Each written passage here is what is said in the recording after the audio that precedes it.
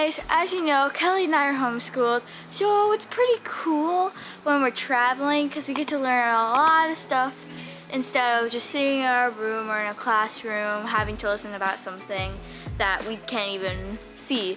Instead, we go see it and then we learn about it and stuff. So we're going to the Georgia Sea Turtle Center and we're gonna learn about sea turtles and do a lot of stuff. And yeah.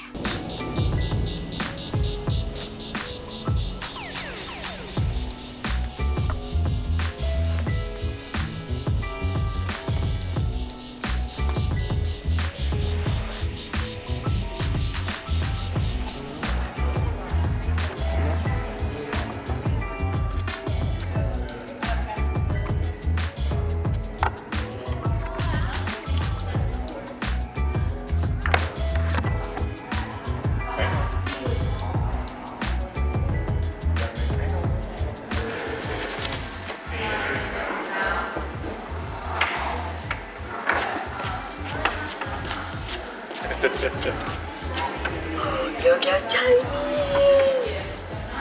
Look at the little guy. What's that for?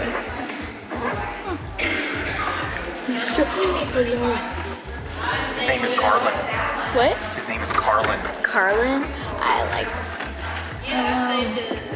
Because life is hard for a turtle. Yeah, the turtle has to navigate and make it past the birds and the crabs and the seagulls and the raccoons to make it to the ocean. Can a hunter do it? Oh, oh.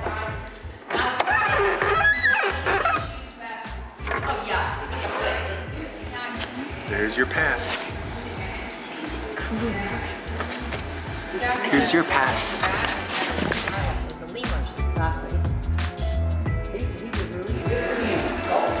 I migrated to New England. You migrate to New England? Good to know. You were to be 10 times the length you were as a hatchling.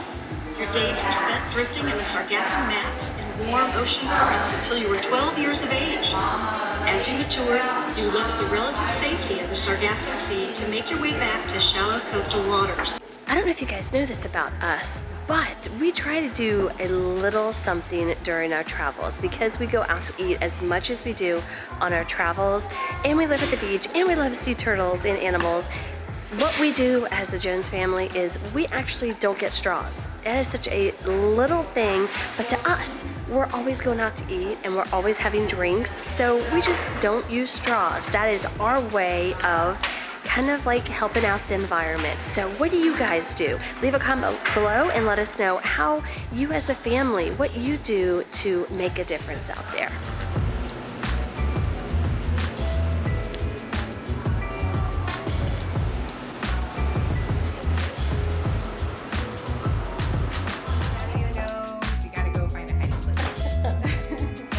Eastern-ish, yeah. cross. Yeah, it's hard to say. How are you guys doing today? Good. Doing good? Doing good? Their bones and the bottom of their shell can be flexible, and they can also be very, very sharp. So if they're flexible and sharp, there's potential for them to pierce vital organs. And you can see, even though she's on the skinny side, she's still a very large animal. And then we checked with our Department of Natural Resources to make sure that we were able to do that. Yeah. We're the closest facility for a lot of places in northern Florida. A whole array of organisms that grow on their shells, and loggerheads, I would say, are probably most famous for the organisms that live on their backs. It helps them to camouflage out in the ocean, but even here in the hospital, we've had the privilege of doing some really cool studies, kind of an understudied field. Yeah. So there was a recent study we did with meloxicam. From female turtles that came into the hospital, many of which unfortunately didn't make it. But we were able to extract those eggs. And these are two loggerhead sea turtles, and what is amazing is that they're really not that old. When they first were found, they were just about the size of my palm, and already they're about the size of my hand now. Yeah, so both of these little turtles, I believe they came from the same nest. But tomorrow we will be leaving us and heading back out to the ocean. It's like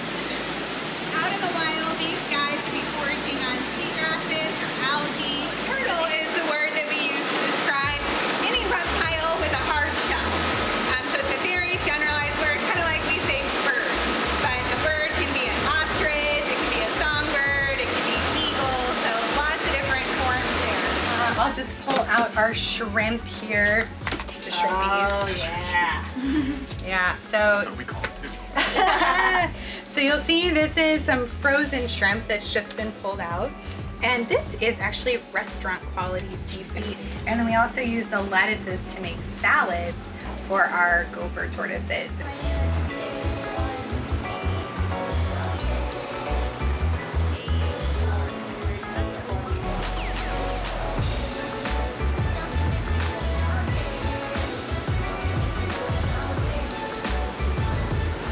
That was so cool. I had so much fun. We got to see them like do medicine stuff and research and lots of cool stuff. And I'm super excited because tomorrow we're going and seeing them look for turtles and stuff at the beach. It's basically like you get up like really early and we gotta get there at 6 and you like walk around and you get to see little nests and maybe you get to see some eggs and some turtles, some little baby turtles that are like the size of your palm. So cute. I want a giant turtle for my bedroom. Good morning, guys. It is 6:20 in the morning, which is really early. Everybody's kind of like, but we're up and still super excited because we get to go on such a cool adventure today. We're gonna go meet up with a group called the Dawn Patrol, and what they do, they're biologists and they actually go out and they kind of check on all of the turtle nests here in Jekyll Island. So we're gonna go with them and go learn about the turtles, learn a little bit more about the turtles, learn about their nesting process, and maybe if we're lucky, see some baby hatchlings too. But I'm so excited about this experience. You know, you guys, we live in Florida, we live at the beach, and we just love sea turtles. And to get this experience, oh my gosh, we're all so excited about it. Once we get to the nest excavation, it's not a super long process, but if you do have to leave at any point, just hand your tags back in so we know that you're heading off the beach.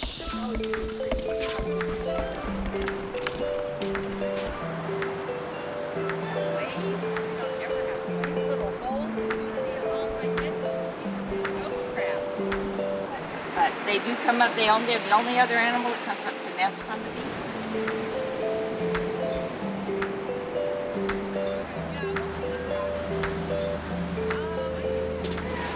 Can we walk up? You want us to stay off the track? Sea turtle tracks right here. This right here. So you guys can stand like right here. It's really cool to look at, like going towards the water. Well, that's cool. Huh?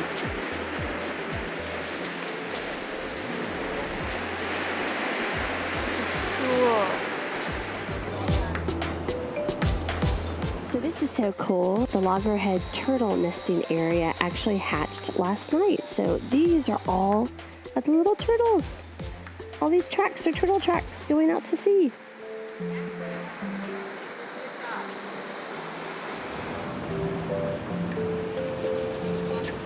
We put this over to protect the nest. It protects from raccoons and mammals. Those little openings are just big enough that, as you can tell, the baby still can get out. Jekyll Island. Jekyll Island. CC, that's a little harder.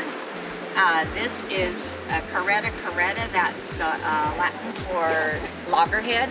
So as Alex digs, we can start filling out the sheet.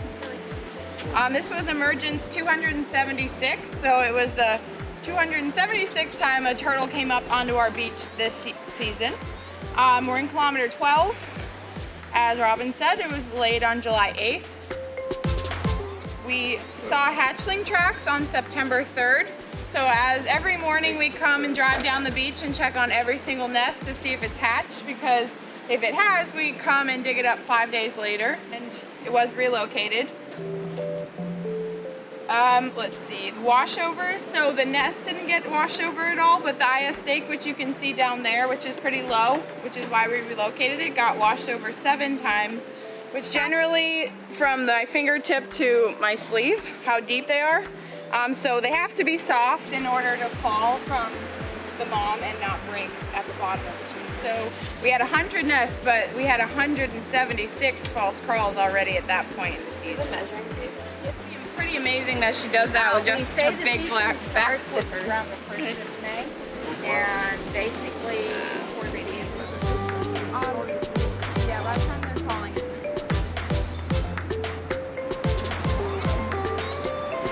I loved yesterday with the behind the scenes stuff, and today, this morning, we went to go see what they did, and it was really cool because they like dug it through the hole, put their hand in all the way up to their shoulder, and grabbed a bunch of eggs, and then you got to see how many actually hatched and got to the ocean, and you also got to see the ones that didn't make it, but you could see the little stages like stage 3, stage 0, stage 2, which was really cool. Thank you guys for joining us. Keep on dreaming. Love you all. Bye. About 200